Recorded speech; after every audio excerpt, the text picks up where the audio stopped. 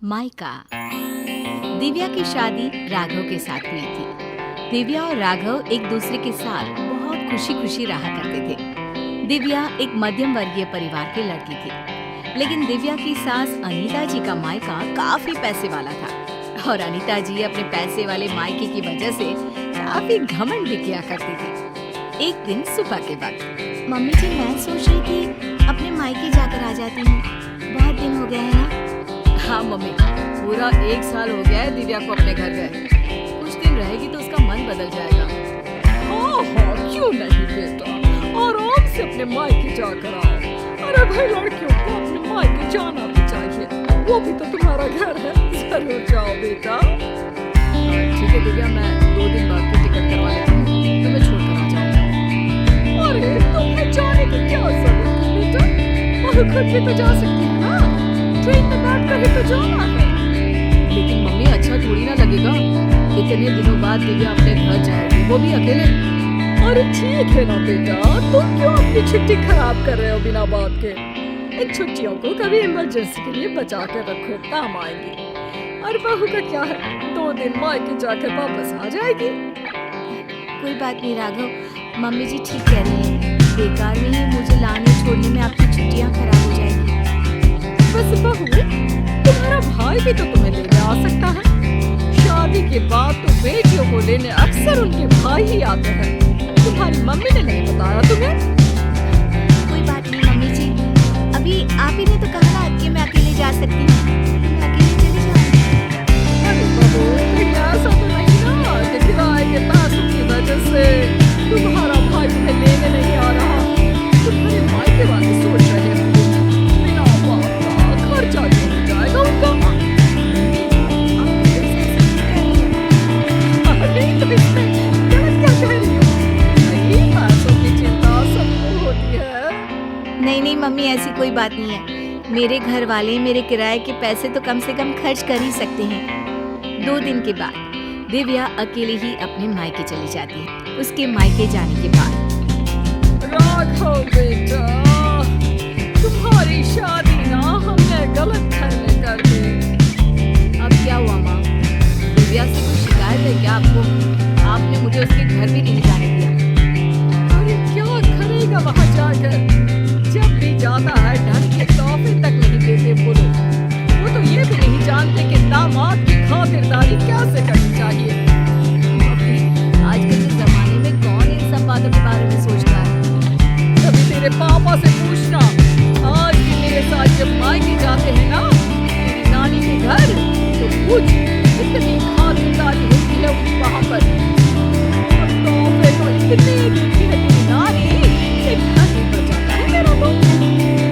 Mummy, वो आपके मायके की परंपरा है ना, सब जगह ऐसा हो ये जरूरी तो नहीं। और हम दिव्या के घर वालों से ऐसी उम्मीद कैसे रख सकते हैं? अच्छा नहीं लगता मम्मी। ओह, आजकल के लड़के ना शादी होते ही अपने पति की साइड लेना शुरू कर देते हैं। अब देखना, आएगी तुम्हारी पत्नी खाली हाथ अपने मायके से। कुछ दिनों के बाद दिव्या अपने मायके से लौट कर आती है और वो अपनी मम्मी के दिए हुए गिफ्ट अपनी सास अनीता जी को दिखाती है। मम्मी जी ये देखिए, मेरी मम्मी ने मुझे साड़ी दी है, राघव के लिए शर्ट और आपके लिए भी एक साड़ी भेजी है। बस और कुछ नहीं रखा तुम्हारी मम्मी ने? अरे इतने दिनों के बाद मायके गई थी। मुझे तो लगा भाई अपने मायके से ढेर सारी चीजें तुम्हें। ऐसी बात नहीं है मम्मी जी, वो लोग तो मुझे बहुत सारी चीजें देने की कोशिश कर रहे थे, लेकिन मुझे ये सब अच्छा नहीं लगता। हाँ मम्मी, मैंने ही दिव्या से मना किया था। बिना बात के किसी से चीज लेना अच्छी बात नहीं है। होती ना बेटा तो मुझे कभी इस तरह नहीं आने देती।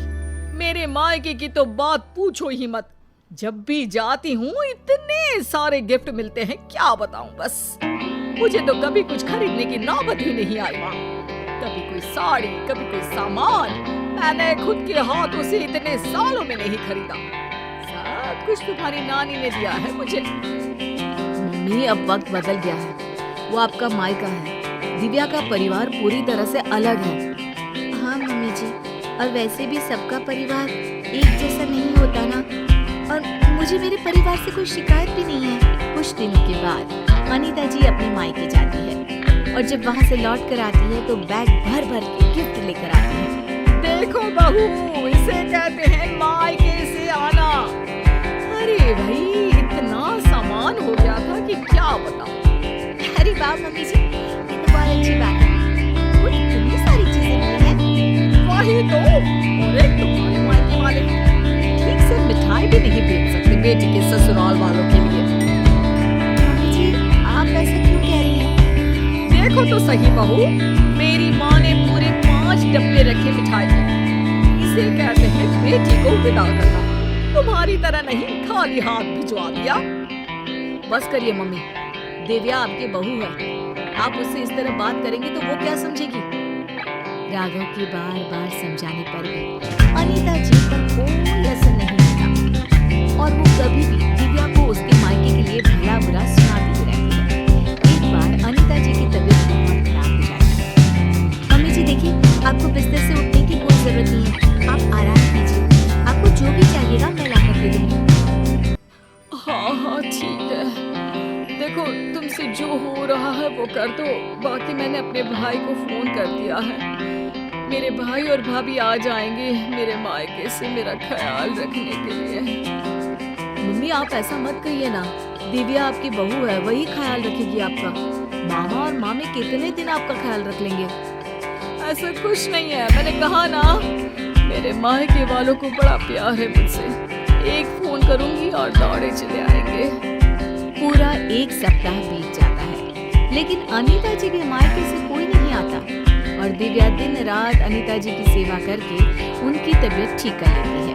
तबीयत ठीक होने के बाद दिव्या बहू, जरा यहाँ तो आना मेरे पास।